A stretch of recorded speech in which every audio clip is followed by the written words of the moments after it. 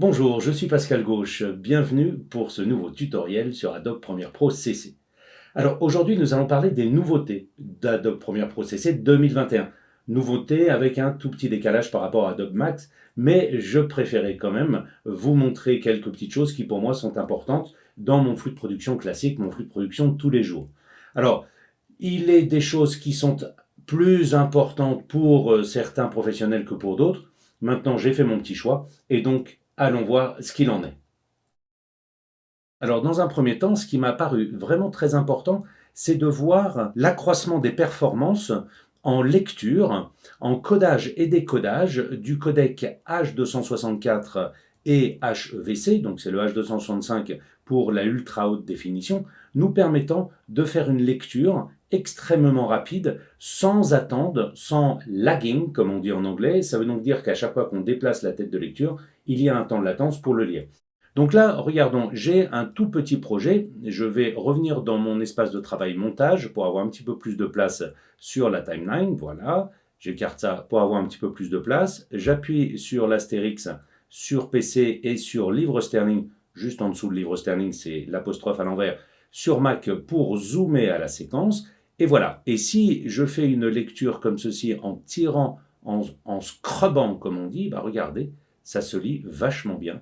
Je n'ai quasiment pas de problème pour lire et je vois immédiatement les images qui m'intéressent. Et ces images qui m'intéressent, bah, très souvent, on a besoin de pouvoir se promener à l'intérieur de notre timeline pour pouvoir retrouver des éléments qui nous intéressent ou simplement pour se souvenir de là où on est sur un petit bout spécifique. Donc c'est très important de pouvoir se balader dans la timeline de façon assez fluide. Il en est de même aussi pour l'audio. J'enlève le silence et là on va pouvoir entendre Plaine du Var, que ce projet bois de grande hauteur a vu le jour. et voilà. Et donc là on entend parfaitement aussi sans aucun temps d'attente le fait que ça se lise et que le démarrage a lieu immédiatement au Le moment de projet la lecture. Palazzo Meridia est un immeuble tertiaire de 7000. Alors pour le moment, désolé pour les Mac users, en tout cas au jour d'aujourd'hui, il n'y a pas d'amélioration encore prévue sur Mac. Ça c'est vraiment très très Windows avec des cartes graphiques AMD ou Nvidia. Donc là, il faudra, je pense, que ça se mette en place un petit peu plus tard sur Mac. Mais en tout cas, sachez que pour le moment, ces évolutions, en tout cas la performance, sont valables uniquement que sur Windows. Je vais faire maintenant un autre exemple qui est la vitesse. Je vais me remettre sur silence et si j'appuie sur L pour faire une fois la lecture en avant, j'appuie sur deux fois. Là, vous voyez que c'est quand même très très propre. Et quelques images qui sautent de temps en temps. J'appuie sur trois fois.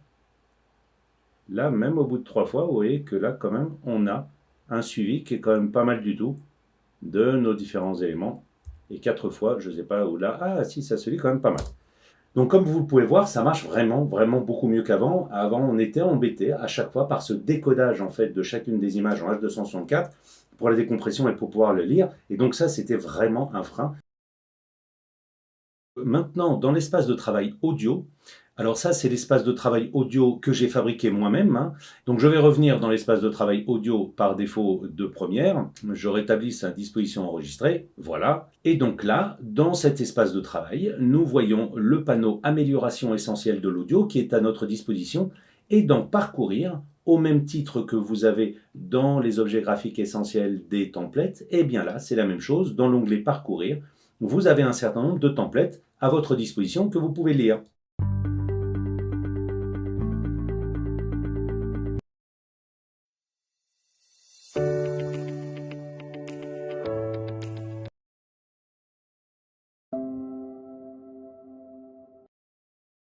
La tête de lecture, comme vous pouvez le voir, elle est à un endroit donné sur ma timeline, puisque de temps en temps, vous pourriez avoir besoin d'avoir de la musique qu'à cet endroit-là et pas à un autre. Et donc, la lecture se fait à ce moment-là, regardez, de la timeline. Si je fais, hop, background, ici, ambiance, ben voilà, vous voyez que ça a créé un in dans ma timeline, et ça lit à ce moment-là. Et ça, pourquoi? Parce que j'ai synchronisation de la ligne du temps qui est cochée en dessous. Bien. Ensuite, eh bien, je peux évidemment, comme c'est un moteur de recherche assez puissant, chercher par groovy ou par genre, en fait, par ambiance. Je peux chercher aussi par genre, ici, comme je le disais à l'instant, avec le genre film, avec, comme par exemple, Autumn Leaves.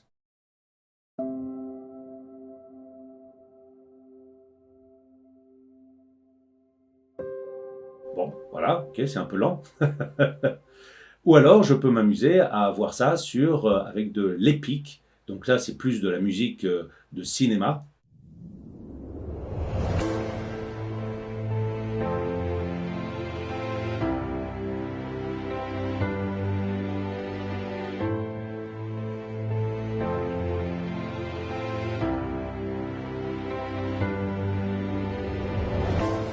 Et donc, pour l'utiliser, eh bien, il suffit de le prendre et de le déposer. Voilà, je le dépose ici. Et à partir du moment où il est déposé, il se retrouve en fait dans mon projet. Je vais me remettre dans l'espace de travail montage pour bien vous montrer qu'il est arrivé ici dans le média. Voilà, média audio stock.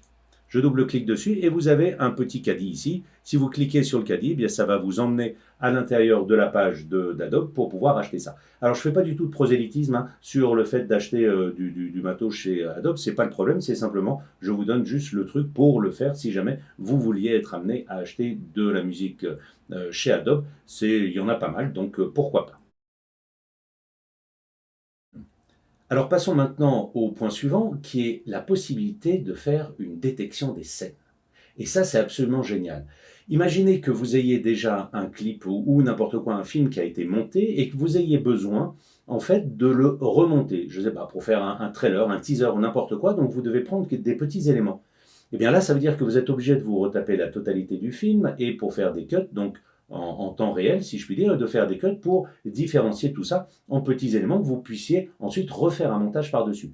Donc ça peut se faire, bien évidemment, mais tout dépend de la durée de votre film. Mais ce qui est absolument génial, c'est que maintenant, Adobe nous donne l'autorisation, nous donne la possibilité de le faire en direct. Regardons comment ça marche. Donc je vais rétablir mon espace de travail montage à moi, qui est ici. Je suis dans mon projet. J'ai ici ce qu'on appelle la scène detection, donc c'est un petit peu cet élément-ci que j'ai récupéré. J'en ai fait un tout petit film. Je le mets dans une nouvelle séquence en le glissant-déposant dans nouvel élément ici. Vous voyez qu'il est là. Le double-clic. Il n'y a pas de son puisque je ne l'ai pas exporté avec du son. J'appuie sur la touche Astérix pour zoomer à la séquence. Je rappelle que c'est livre sterling ou apostrophe inversé sur Mac. Et si je fais un clic droit, eh bien regardez, sur mon média 1, à l'intérieur de la timeline, en faisant un clic droit, juste en dessous de vitesse durée, il y a maintenant détection de montage de scène. Et regardez là, il me demande après une petite boîte de dialogue avec les options. Est-ce que je veux appliquer une coupe à chaque point de coupure détecté? Heureusement, ça veut donc dire qu'il va couper à chaque élément, ça c'est vachement bien. Est-ce qu'il me crée un chutier de sous-éléments à partir de ces coupes détectées? Donc ça, c'est absolument fabuleux parce que je vais donc utiliser cette séquence comme une sorte de séquence de travail dans lequel le logiciel va tout me découper et ensuite m'envoyer ça dans un chutier. C'est ce chutier que je vais pouvoir utiliser pour faire le montage. Donc c'est génial. Et c'est ce que je vais utiliser. Le fait de mettre un marqueur, pourquoi pas, ça me mettra un marqueur à chaque coupe. Pourquoi pas si j'avais besoin de le faire. Ok, je fais analyser. Et ça, donc, c'est en temps réel. Alors, il y a 1 minute 30 de film. Là, vous voyez que ça va durer quoi, peut-être une dizaine ou une quinzaine de secondes, à peu près. Et regardons le résultat. Boum. Et voilà. Là, j'ai tout mon clip dont toutes les scènes ont été coupées, à l'exception, comme vous le voyez là, de ce qui est fondu. Là, il y a les fondus qui de temps en temps ne sont pas détectés, donc on le voit bien. Là, j'ai bien une belle coupe, paf, paf, etc., etc., etc. À chaque fois, j'ai des coupes bien différentes, bien différenciées. Et qu'est-ce que ça m'a créé? Ça m'a créé mon chutier avec tous mes sous-éléments. C'est génial, ça peut vous dire que ça fait gagner un temps vraisemblable. Donc ça, c'est super chouette. Enfin, pour parler d'une des dernières nouveautés que je considère comme étant assez intéressante pour un flux de production assez rapide, c'est l'export rapide. Et oui, avec la dernière version d'Adobe, on a cette petite boîte qui est ici là. Et cette petite boîte qui est ici s'appelle l'export rapide. Exportation rapide exactement. Eh bien, en cliquant dessus, là, il va me proposer en fait d'exporter rapidement la scène sur laquelle je suis à ce moment-là. Je n'ai pas besoin de cliquer dessus, de faire un CTRL ou pomme M pour média, et d'ensuite appuyer sur le bouton exportation, etc. Là, ça va me le choisir directement, et ça me choisit une préconfiguration directement ici, avec comme export un H264. puisque très souvent quand même, il y a énormément d'exports qui se font en première intention avec du H264 qui, je le rappelle quand même, est le meilleur rapport qualité-prix, hein, si je puis dire, avec le qualité et puissance, qualité et poids en fait du film réalisé. Un petit peu lourd, je le répète, au décodage lors de la lecture, mais ça n'empêche que c'est extrêmement efficace. Pas très rapide à l'encodage, mais ça n'empêche que c'est très très très bon en termes de résultats. Et si je fais exporter, boum, avec ce que j'ai déterminé ici comme préconfiguration, voilà, ça me l'exporte, ça va me l'exporter dans le bureau.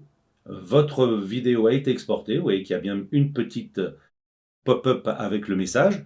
Et si je vais dans mon élément nouveauté, et bien voilà, j'ai ce dernier qui est là, je le vois parce que c'est l'underscore 1, je double-clique dessus et j'ai bien mon export tout simple avec ma vidéo qui démarre et bien sûr en H264. Donc ça c'est quand même extrêmement efficace en termes de flux de production, ça permet d'aller très très vite et boum boum boum, clac, on a besoin d'un export rapide, boum, on va sur l'exportation rapide, on appuie dessus et c'est joué, et c'est parti.